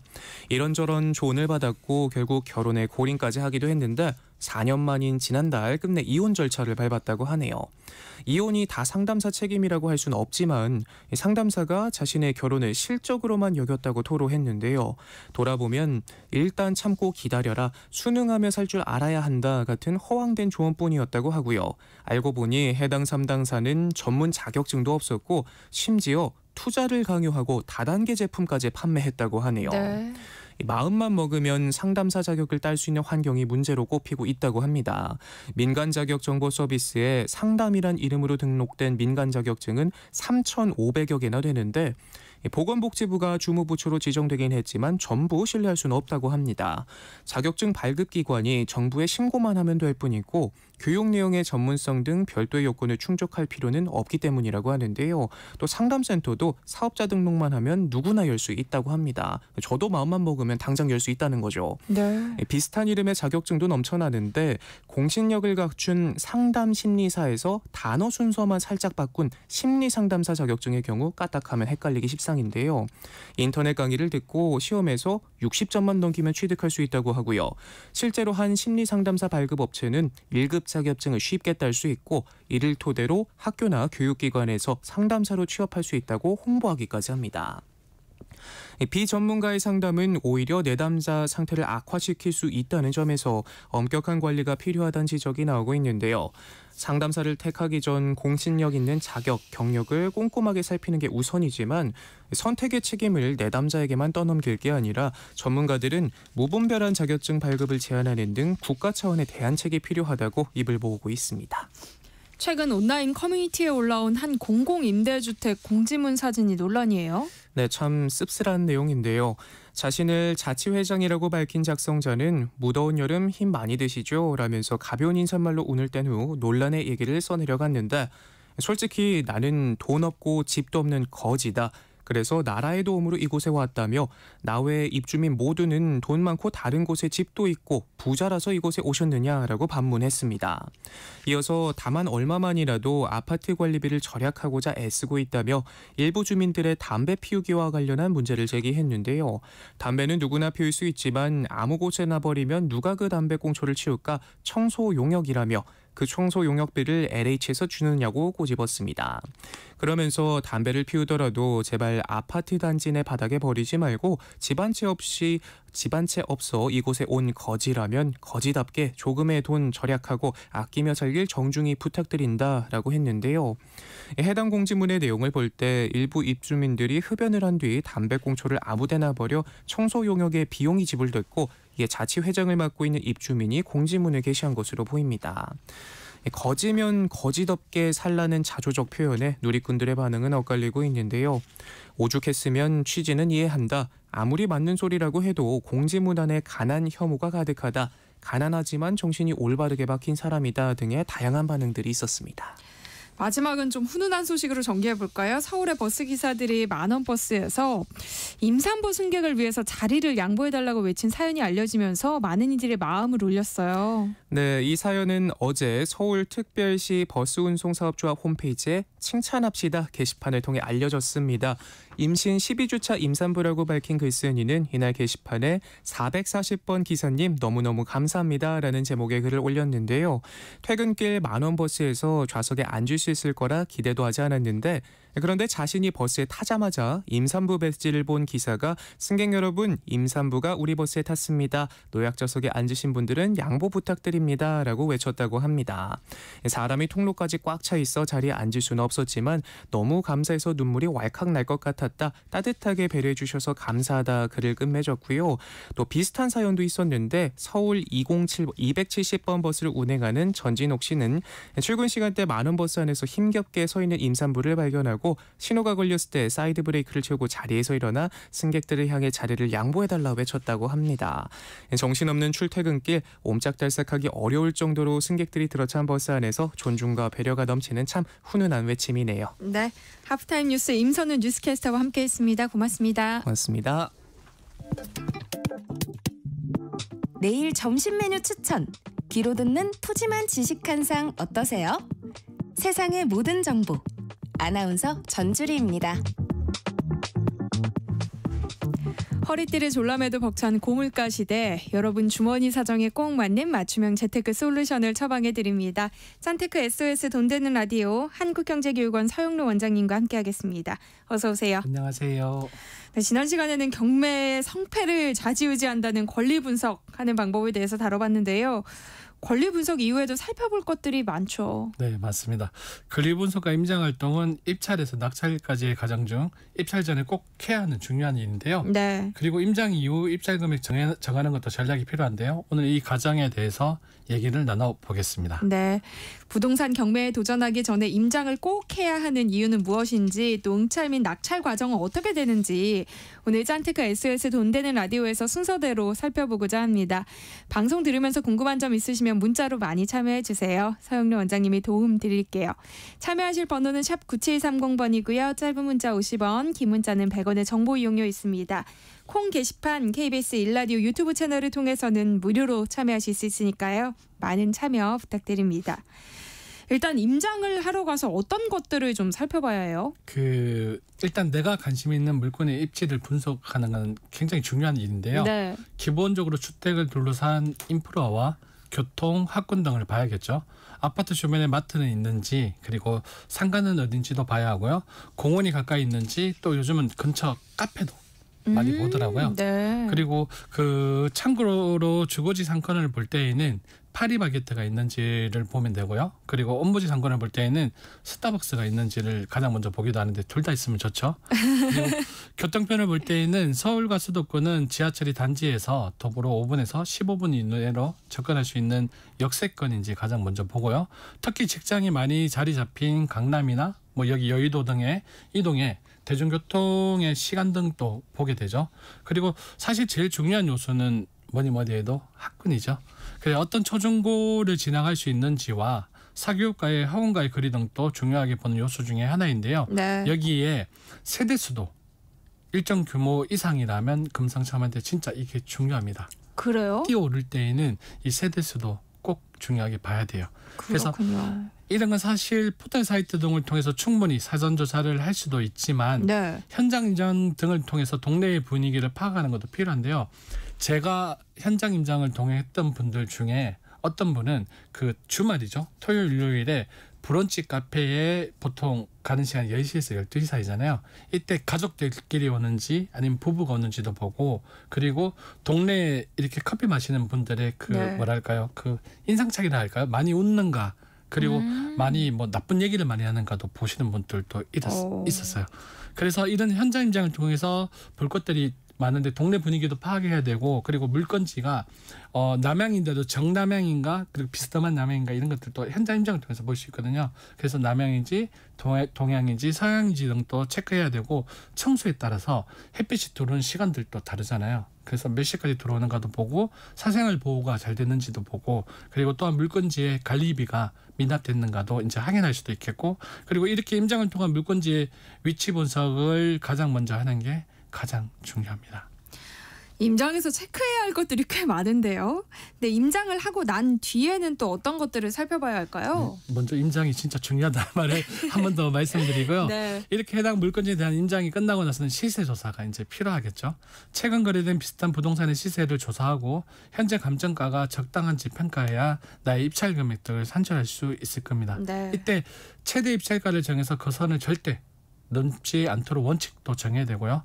경매 물건은 계속 나오거든요. 계속 나오기 때문에 조바심 느껴서 비싸게 구입할 필요는 절대 없다고 생각이 들고요. 네. 보통 낙찰가율을 보고 예상 금액 등을 많이 산출하는데 한 가지 제 팁으로 말씀드리면 팁을 드려야 되잖아요. 그럼요. 그래서 초보자들이 낙찰가율을 보고 예상 금액을 산출할 때는 제가 이제 경매장에 가면 거의 다 실패합니다. 실패하고 낙찰가율 자체가 감정가 대비 낙찰 금액의 비율을 산출한 거잖아요. 그래서 이건 제가 많이 했던 방법인데요. 저 같은 경우에는 꼭 낙찰받고 싶은 주택이 있으면 현재 시세 대비 낙찰가율을 대입해서 입찰 금액을 정합니다. 이걸 이제 예를 들어서 말씀을 드리면 내가 관심 갖고 입찰을 참여하려는 부동산과 비슷한 물건지에 이전 경매 기록이 있잖아요. 그 이전 경매 기록이 있다고 가정하에 그 물건의 감정가가 5억이라고 가정을 하면 4억 5천에 낙찰이 되면 낙찰가율이 90%죠. 보통 초보자들은 여기 90%에 맞추어서 이제 내가 입찰하는 금액 물건의 금액을 산출하거든요. 그런데 예를 들어서 제 같은 경우에는 임장을 통해서 그 물건의 지금 실거래 가격이 있죠. 네. 지금 실거래 가격은 저희가 인터넷으로 볼 수가 없어요. 그러니까 계약 진행 중인 것에 대해서는 인터넷으로 금액이 안 나오잖아요.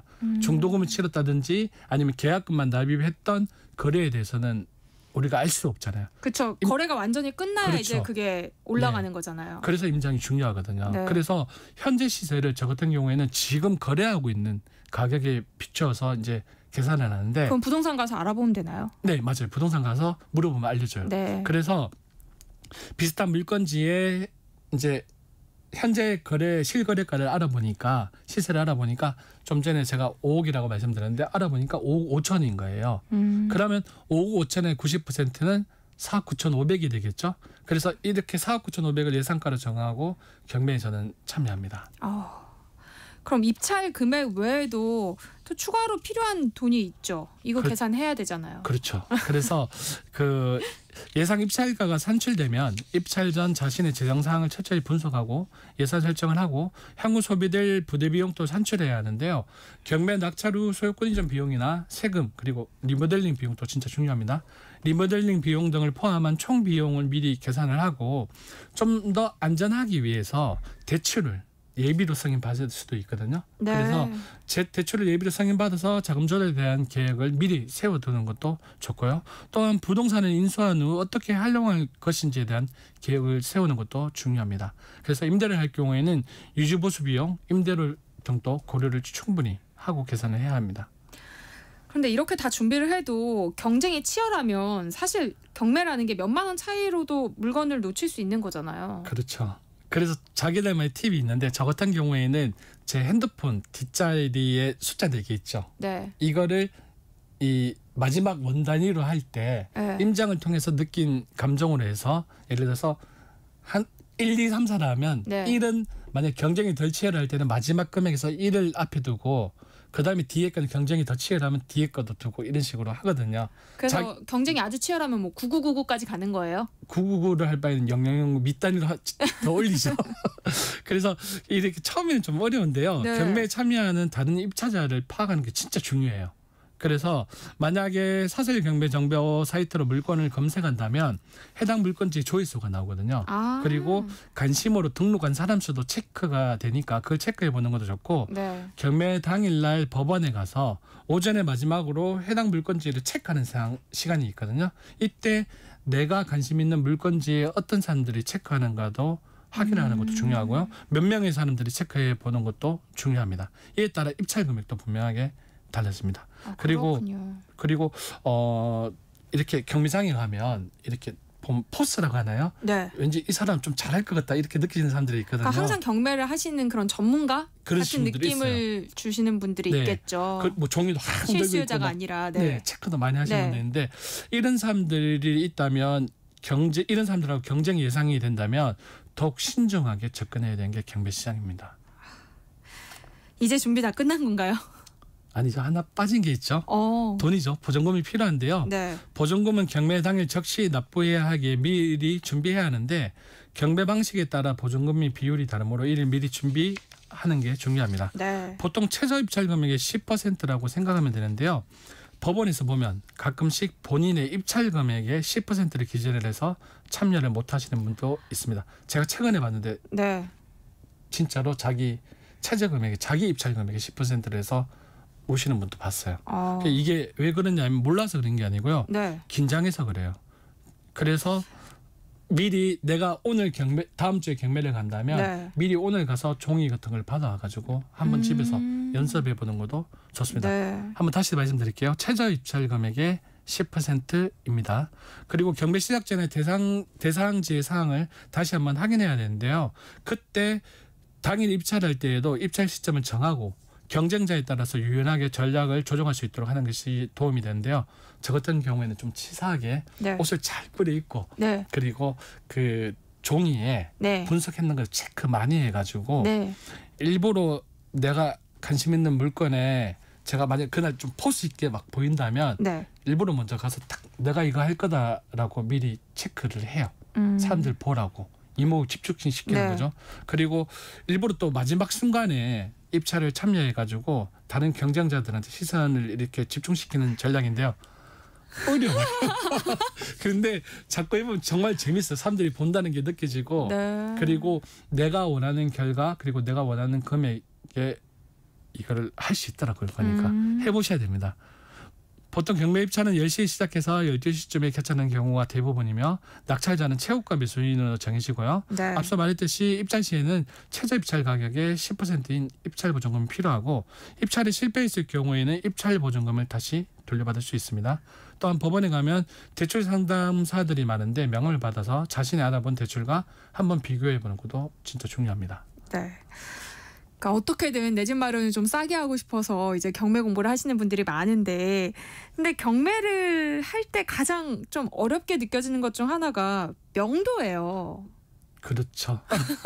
그 분명한 거는 처음에는 어렵고 네. 그리고 경매를 어떻게 보면 재테크로 만약에 생각을 한다면 계속 네. 할 거잖아요. 네. 하다 보면 어찌 보면 명도가 제일 쉬울 수 있습니다. 낙찰을 받았다는 가정하에 명도 절차 또한 내가 직접 해야 하는 절차 중에 하나인데요. 명도의 문제는 정말 어렵긴 어렵습니다. 네. 아무래도 사람을 서로 대면을 해야 하니까 갈등을 겪게 되는 경우도 있고요. 그리고 대면에서 안타까운 사연을 들을 때에는 사실은 회의를 느끼기도 합니다. 네. 물론 낙찰된 주택의 세입자가 임대보증금을 받으려면 낙찰자의 인감증명서와 명도 확인서를 법원에 제출해야 되는데요. 그렇기 때문에 점유자는 명도에 협조적일 수밖에 없겠죠. 근데 우리가 지난 시간에 우리가 지금 초보잖아요. 네. 그렇기 때문에 세입자가 있는 집은 피하자 했잖아요. 그렇죠. 그러다 보니까 부채 당사자인 집주인을 저희가 명도시 대면해야 되거든요. 결국에는 사람을 내보낸 일이기에 감정이 다치지 않게 네. 잘해야 되고요. 이 또한 내가 직접 해야 하는 절차인데요. 어쩌면 이 부분이 제일 어려울 수도 있는데 약팁으로는 약간의 위로금을 전달하는 방식이 괜찮다고 저는 경험을 해봤습니다. 네. 그리고 이렇게 듣기만 하는 것보다는 직접 해보는 게 참 중요한데요. 부동산 경매에 참여하기 전에 온라인 경매나 소규모 경매에 참여해서 경험을 쌓는 게 알고 보면 진짜로 큰 도움이 됩니다. 그러니까 법원 부동산 경매 말고 다른 경매를 해보라는 말씀이세요? 네, 제가 온비드라고 여기서 말했는가 모르겠는데 네. 혹시 온비드라고 들어보셨나요? 아니요. 아 그래요? 그래서 한국자산관리공사가 관리 및 운영하는 공매 입찰 전문 사이트인데요. 온비드를 활용하시면 캠코가 관리하는 압류, 수탁재산부터 국가나 지방자치단체 그리고 공공기관 등 공공부문의 자산까지 공개, 입찰, 경쟁 방식으로 거래할 수 있는데요. 모든 거래 과정이 온라인상에 이루어지기 때문에 투명성이 보장되고 누구나 동등한 조건에서 참여가 가능해 공정하게 거래할 수 있습니다. 온비드를 통해 언제 어디서나 인터넷으로 입찰 참여 및 계약 체결을 할 수 있고 전국 공공기관의 자산 처분 공매 공고와 물건 정보를 인터넷 홈페이지나 모바일 웹에서 24시간 조회할 수 있기 때문에 효율성도 굉장히 높고요. 네. 공매 물건인 부동산부터 시작해서 자동차, 기금속 등 부동산과 동산의 많은 물건들을 공매로 참여할 수 있습니다. 방법도 간단하고요. 저도 실제로 온비드로 많이 연습도 했고 네. 갖고 싶은 물건을 사보기도 해봤는데요. 일단 온비드 홈페이지에 회원 가입을 하고 자기가 이제 마음에 드는 물건을 선택을 해서 입찰 가격 10%인 보증금을 납부하고 최고 입찰자가 되면 해당 물건을 낙찰받을 수 있는데요. 부동산의 경우에는 온비드를 통해서 전자등기까지 한 번에 다 처리할 수 있습니다. 공매 특성상 공공기관의 중고 물품을 저렴한 가격에 낙찰받을 수 있다는 게 최고 장점이고요. 공매 시 유찰 시 차입자의 최저 입찰 금액은 10%밖에 안 떨어지지만 참고로 경매 같은 경우에는 서울지방법원을 포함한 28군데에서는 최저 입찰 가격의 20%씩 떨어지고요. 인천지방법원을 포함한 30군데에서는 30%씩 떨어지는데 공매는 10%밖에 안 떨어지잖아요. 네. 그래서 조금 적을 수 있다라고 생각할 수 있는데 네. 유찰 시 차익 기일이 한 달 이상 걸리는 경매와 달리 공매는 차익 기일이 일주일 뒤로 정해져 있어서 신속하게 진행할 수 있다는 점이 장점입니다. 그리고 부동산 경매를 가기 전에 온비드를 통해서 금이나 기금속이나 차량 등의 공매에 참여하면 실전 경매의 감각을 익힐 수 있다는 점도 좋고요. 그리고 다시 되파는 방법에 있어서도 내가 체득을 할 수 있는 좋은 경험을 가지고 있기 때문에 저는 개인적으로 굉장히 추천하는 방법입니다. 한두 푼 하는 게 아니니까 부동산 경매라는 건 그러니까 준비를 좀 하고 연습을 해야 된다는 말씀이신 맞습니다. 것 같아요. 마지막으로 경매에 관심 있는 분들에게 하고 싶은 말씀이 있으실까요? 제 얘기를 드리자면 저도 사춘기 시절 행복한 집에 딱지가 붙는 경험을 해봤습니다. 그러다 보니 제 인생의 목표가 내 집 마련이 되더라고요. 그래서 경매로 이른 나이에 내 집 마련했던 기억이 있는데요. 이런 저를 보고 제 여동생도 매제도 경매를 했었습니다. 경매에 대해서 잘 몰랐지만 기초적인 내용을 오늘 방송보다 더 적은 내용을 알려주니까 부부가 공부를 해서 입찰까지 했는데요. 차순위 매수자와 불과 28만 원 차이로 낙찰을 받았습니다. 권리 분석을 상당히 잘했던 거죠. 그리고 어렵다는 명도까지 셀프로 진행하는 모습을 지켜봤는데요. 당시 여동생 부부가 낙찰받은 아파트는 수도권 지역에 이름 있는 브랜드의 2층 아파트였습니다. 네. 당시 시세 대비 74% 금액으로 낙찰을 받았던 건데 그만하면 초보치고 아주 잘한 거거든요. 이렇게 제 동생 사례를 보면서 경매에 대해서 잘 몰라도 공부를 하고 도전하면 좋은 결과를 낼 수 있다는 걸 알게 됐는데요. 내 집 마련 막막하게만 느껴지셨다면 경매 공부를 해보는 것 적극 추천드립니다. 네, 내 집 마련으로 가는 지름길 부동산 경매에 대한 이야기 나눠보고 있는데요. 관련해서 궁금한 점 있으시면 문자 보내주시기 바랍니다. 노래 한 곡 듣고 올게요. 브루노 메이저의 홈. 네, 여러분이 보내주신 문자 살펴볼게요. 4951님, 저는 상가 경매를 생각 중입니다. 상가 경매를 준비할 때는 임장할 때 어떤 걸 체크하면 좋을까요? 그리고 시간대 다르게 여러 번 가보라고 하던데 언제 가는 게 좋을까요? 하셨어요. 상가 경매는 결국에는 이제 업종 자체가 장사라는 걸 하는 거잖아요. 네. 그래서 내가 저 물건지를 낙찰을 받았을 때 예상 업종을 생각을 하고 그 물건지에 둘러싼 주택 환경이 과연 내가 생각했던 업종과 네. 상통할 수 있는가를 먼저 체크를 해야 되고, 그 다음에 내가 생각하는 가장 활발한 시간 있죠. 제일 많이 이 상가를 올 시간, 네. 그 시간을 체크하고 그 시간대 임장을 한번 가보고 가장 많이 안 올 시간도 체크해서 확인하는 게 중요하다고 생각이 듭니다. 네. 5923님은요. 저는 주택담보대출이 이미 있는데 경매로 아파트를 낙찰받을 때 또 대출을 받을 수 있는 건가요? 하셨어요. 지금은 어렵습니다. 그렇기 때문에 이것도 이제 융통할 수 있는 방법을 생각을 해서 낙찰받고 다시 뭐 세를 준다든지 이런 식으로 한번 생각을 해보는 게 맞을 것 같습니다. 네.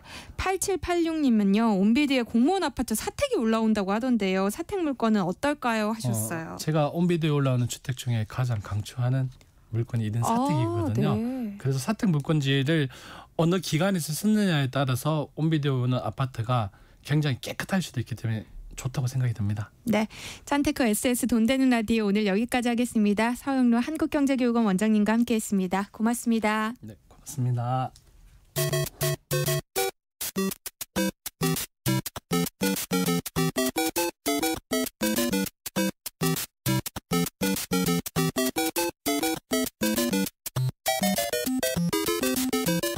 아직도 게임을 그저 놀이로만 보시나요? 인문학적 관점으로 살펴보면 게임 속에 숨어있는 메시지가 보인다고 하는데요. 게임에 대한 오해를 풀고 세대 간극을 좁히는 시간입니다. 해시태그 게임 인문학 이경혁 게임 제너레이션 편집장과 함께합니다. 어서 오세요. 네, 안녕하세요. 이경혁입니다.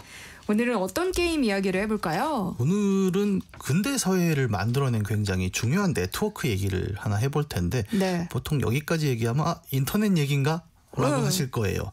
하지만 요즘 같은 현대사회에 앞서서 근대사회를 만들어낸 더 중요한 물리적 네트워크가 하나 있는데 바로 철도입니다. 네. 많은 역사학자들이 근대사회를 철도에서 시작됐다라고 이야기할 정도로 철도 시스템은 굉장히 중요하고 또 언제나 우리 게임이 그렇지만 이런 철도를 다룬 게임들도 굉장히 많습니다. 그래서 오늘은 게임 하나보다 다양한 게임에 나오는 철도의 모습들을 통해서 철도란 우리에게 무엇일까? 라는 의미를 한번 되짚어보고자 합니다.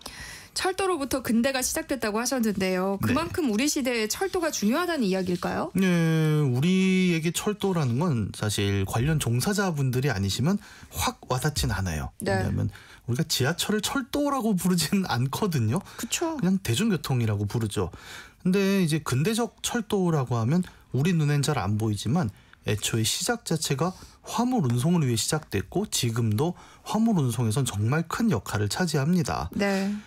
우리가 서울역, 부산역 같은 큰 역에 한번 기차를 타러 가보면 출발하기 전에 이제 반대편 레일에 보면 가끔 이렇게 화물 열차들 쫙 있는 걸 보실 수 있을 거예요. 네.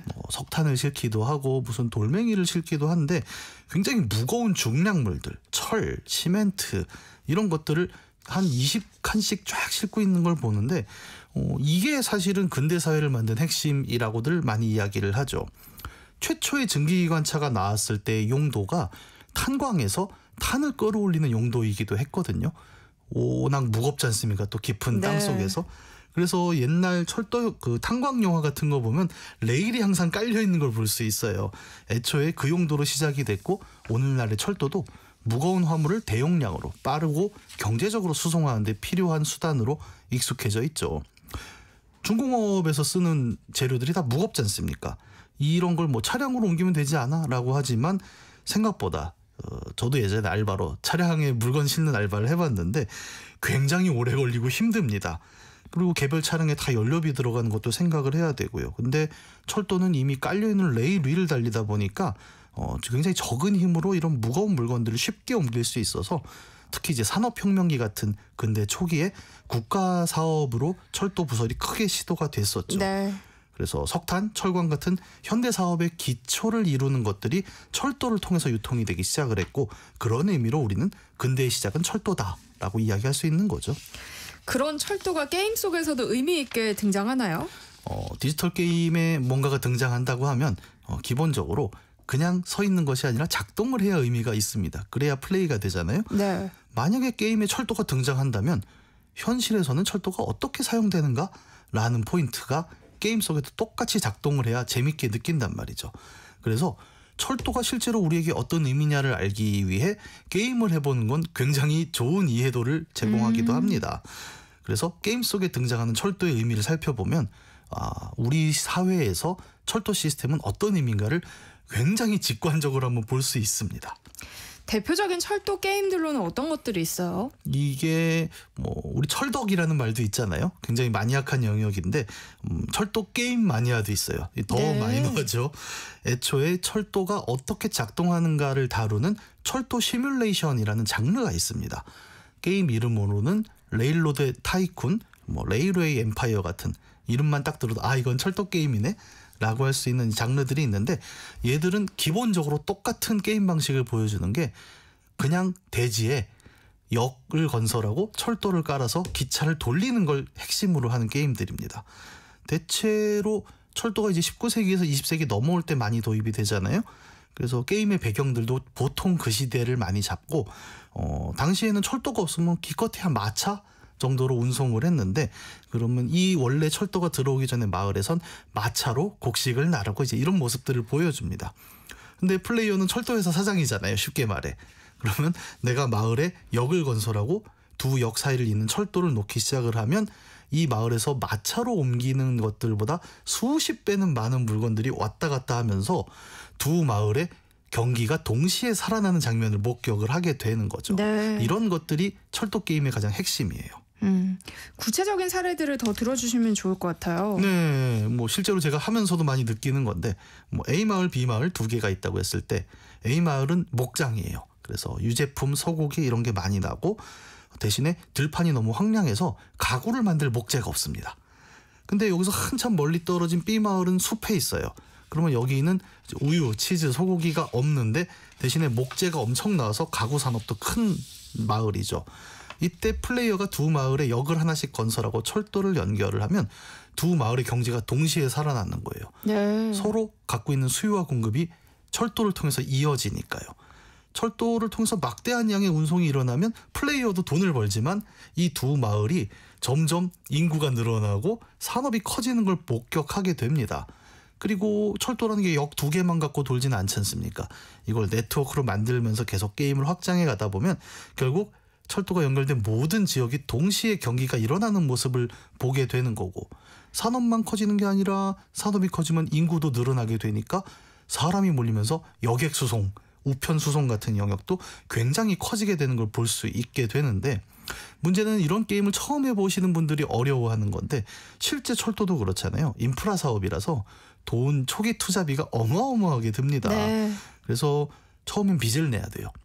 초보분들이 그걸 모르십니다. 그래서 내가 가진 돈으로만 철도를 넣어야지 하다가 다 못 갈겠는데요 이러고 이제 포기하시는데 초반에 큰 대출을 땡겨서 프로젝트 파이낸싱 같은 요즘 말로 이런 걸 통해서 사업을 키워나가고 부채를 갚아나가는 형태가 철도 시뮬레이션 게임의 가장 기본적인 규칙이죠. 철도 연결을 통해서 유통망이 활성화된다는 거잖아요. 네. 게임을 통해서 경제 개념을 자연스럽게 익힐 수 있겠어요. 그러니까요. 철도가 아까 말씀드린 대로 이제 근대 사회를 만들었고 특히 근대 경제에는 어마어마한 영향을 미쳤기 때문에 철도 게임들은 기본적으로 이 경제 요소들을 크게 넣습니다. 네가 깐 철도가 지역을 어떻게 연결시키고 그 연결이 어떤 부를 만들어내는지를 보게 되는 게 이제 핵심적인데 하지만 경제는 곧 정치랑도 이어지게 되고 정치가 곧 외교와 전쟁으로 가다 보니까 이런 점들을 다루는 철도 게임들도 적지 않습니다. 예를 들어 시드마이의 문명이라고 제가 이제 자주 설명하는 게임이 있죠. 여기에도 철도가 등장을 하는데 여기서는 조금 더 경제보다 군사적인 정치적인 면을 많이 비춰주는데 예를 들어 철도 관련 기술을 개발을 해서 내 문명 안에 철도를 깔기 시작을 해요. 그러면 여기는 이제 군대가 있지 않습니까? 군대의 이동 속도가 기존의 한 10배 이상으로 빨라지게 되는 거죠. 네. 기술 철학자 중에 폴 비릴리오라는 사람이 있는데 이 사람은 정치와 속도라는 개념을 늘 연계시키면서 철도가 근대 정치에 어떤 영향을 미쳤나를 설명을 하는데요. 권력이라는 것, 뭐 군사력과 경찰력들이 기존에 퍼져나갈 수 있는 속도가 철도가 도입되면서 전국 어디든 빠르게 영향력을 미치게 되면서 비로소 근대 국가의 권력이라는 것이 모든 영토에 도달하게 되었다라는 설명을 하기도 합니다. 문명 시리즈에 나온 이 철도 개념이 그 속도의 정치를 정확히 보여주거든요. 어떤 철도가 도입되면서 플레이어, 다시 말해 권력의 중심이 자신의 영토를 끝까지 밀어붙이고 영향력을, 그리고 그 영향력과 영향력이 맞닿는 지점에 두 나라의 국경이 생긴다라는 네. 비릴리오의 철학을 실제로 보여주는 아주 중요한 사례로 게임 속 문명의 철도가 다뤄지고 있기도 하죠. 네, 해시태그 게임 인문학, 오늘은 철도의 의미를 깨닫게 하는 게임들을 살펴보고 있는데요. 그런데 철도는 전쟁에도 상당한 변화를 몰고 왔다고 하는데 어떤 내용일까요? 이게 영화 같은 데 보면 보통 전쟁과 철도가 뗄래야 뗄 수 없는 장면인 걸 많이 보셨을 네. 거예요. 특히 이제 2차 세계대전 무렵에 오면 전쟁의 양상이 총력전이라는 형태로 바뀌게 됩니다. 이전 서구에서 전쟁이란 건 귀족들이 말 타고 싸우는 전쟁이었어요. 그래서 전문 병사들을 데리고 뭐 몇백 명 단위로 싸웠는데 철도가 도입되면서부터는 이제 국가가 몇몇의 귀족이 아니라 우리나라의 역량을 총동원해서 싸운다라는 형태로 바뀌게 됩니다. 네. 굉장히 유명한 영화 중에 에너미 앳 더 게이트라고 주드로 나오는 그 영화 도입부에 보면 그 기차 안에서 병사들이 수천 명이 내리면서 바로 전장으로 투입되는 장면이 아주 유명한데, 이런 것들을 보면 이제 2차 대전 이후, 산업혁명 이후의 전쟁이란 건 철도를 통해서 이루어졌다라고도 볼 수 있는 거죠. 그럼 게임에서도 철도가 전쟁에 영향을 주는 요소들이 나와요? 이게 재밌는 게임이 하나 있습니다. 1990년에 출시된 조금 오래된 게임인데 제목이 노스 앤 사우스라고 하고 이제 정확히는 미국 남북 전쟁을 다룬 게임이에요. 지금 중년 세대 정도면 나 그거 해봤어라고 반응이 오실 수도 있는데 네. 이 미국 남북 전쟁을 다룬 게임을 해보면 남부와 북부가 전쟁을 하는 걸 다루고 있죠. 그러면 당시 뭐 보병, 포병, 기병들을 데리고 이제 당시에 미국을 통일하면 끝나는 게임입니다. 근데 이 게임에서 철도의 역할이 굉장히 흥미로워요. 보통 이런 전쟁 게임을 하면 이제 자원을 모으거든요. 군사를 만들려면 돈이 필요하니까요. 예를 들어 뭐 스타크래프트 보면 미네랄을 캐죠, 처음에. 네. 그거부터 시작이 되는데 이 게임에서는 이런 자원을 생산하는 유일한 방법으로 철도가 나옵니다. 게임을 시작하면 5개의 역이 나오고 미국에 이 5개의 역 중에 2개를 내가 갖게 되면 두 역 사이에 철도가 오가게 돼요. 그리고 철도가 한번 올 때마다 군대를 살 수 있는 돈이 생기는 구조로 만들어져 있습니다. 그래서 유일하게 돈을 벌 수 있는 게 철도다 보니까 결국 철도역을 많이 점령하는 게 이 게임의 승리 포인트가 되잖아요. 근데 이게 처음엔 저도 어렸을 때 했을 땐 몰랐는데 실제 역사랑 굉장히 연결이 큰 게, 실제 미국 남북전쟁에 관련된 자료들을 보면 북군이 승리한 이후에 1번으로 꼽히는 것이 북부에는 충분한 철도 시스템이 있었다라는 점입니다. 남북전쟁 종전시를 기점으로 보면 북군이 가진 철도의 총 연장이 22,000마일, 남군의 철도가 9,500마일로 굉장히 큰 차이를 보였거든요. 이것이 경제력, 유통력, 그리고 실제로 군사를 제때 수송한 능력까지 겹치면서 남북전쟁의 승리는 사실상 철도로 판가름 났다라는 역사적 판단이 나올 수 있는 배경이 된 거죠. 네. 철도의 역사적 의미를 다루는 게임들은 참 많은데요. 네. 그럼 우리가 자주 타는 지하철을 소재로 한 게임도 있을까요? 이게 그런 게 있을까라고 많은 분들이 생각하시겠지만 오히려 화물철도 같은 것은 역사적으로 의미가 크다 해도 우리가 거의 볼 일이 없지 않습니까? 그래서 이 굉장히 매니아들, 철덕이라는 그런 분들에게 주로 사랑받는데, 요즘은 지하철이 워낙 익숙하다 보니까 또 어떤 게임 개발자들은 이 지하철로 게임을 만들자라고 해서 만들어지기도 합니다. 네. 제가 예전에 이 코너에서 한번 다뤘던 심시티 같은 도시를 다루는 게임들에서 철도와 지하철은 굉장히 중요한 수단으로 등장을 하는데 교통수단의 입장으로 다뤄집니다.